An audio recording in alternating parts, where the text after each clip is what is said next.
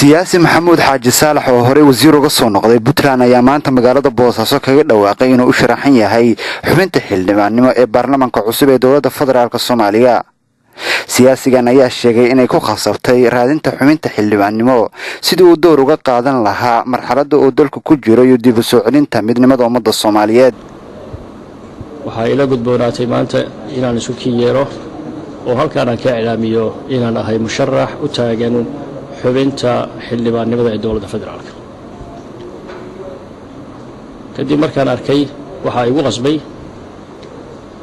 wacyiga lagu jira maanta, markaan arkay kala guurka siyaasadda ah, markaan arkay marxaladda dhabta ah oo xaqiiqiyan taagan, waxay ila noqotay inaan ahay shakhsi door weyn ka qaadan karo xalinta khilaafaadka, dib u soo celinta sharafta, qadarinta iyo midnimada ummadda Soomaaliyeed. sidaa darteed markaan arkay waxaan u istaagay saakay oo idaacadaha isku yeeray inaan noqdo musharax u taagan xubinta xildhibaannimada ee dowladda federaalka. waxaan aaminsanahay in wacyiga maanta lagu jira laga bixi doono, laakiin bishardi waxaan aad uga faa'iidaysanayaa inaan u jeediyo dhammaan ummadda Soomaaliyeed, gaar ahaan dhalinyarada, haweenka, waxgaradka, uqaasha, nabadoonnada iyo isimada. hadday noqon lahaayeen dhammaan ummadda Soomaaliyeed iyo hadday noqon lahaayeen gaar ahaan Puntland.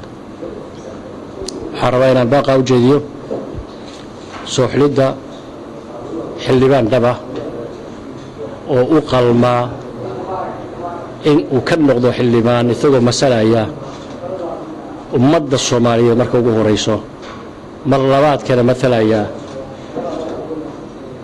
Puntland, mar saddexaadkana matalaya meesha laga soo doortay, inuu noqdo xubin hufan oo runtii lagu soo doorto garashadiisa, aqoontiisa, howlkarnimadiisa iyadoo dib loo eegayo CV-gaas.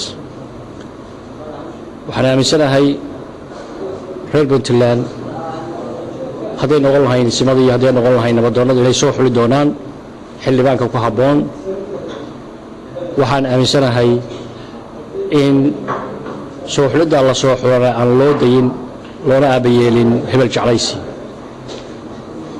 hadalka siyaasi maxamuud xaaji saalax ayaa imanaya xilli ay muddo yar ka dhiman tahay doorashada madaxtinimo ee dalka, isla markaasna ay jiraan musharaxiin fara badan kuwaas oo hanqal taagaya hoggaanka dalka. maxamed madani, Universal TV, Boosaaso.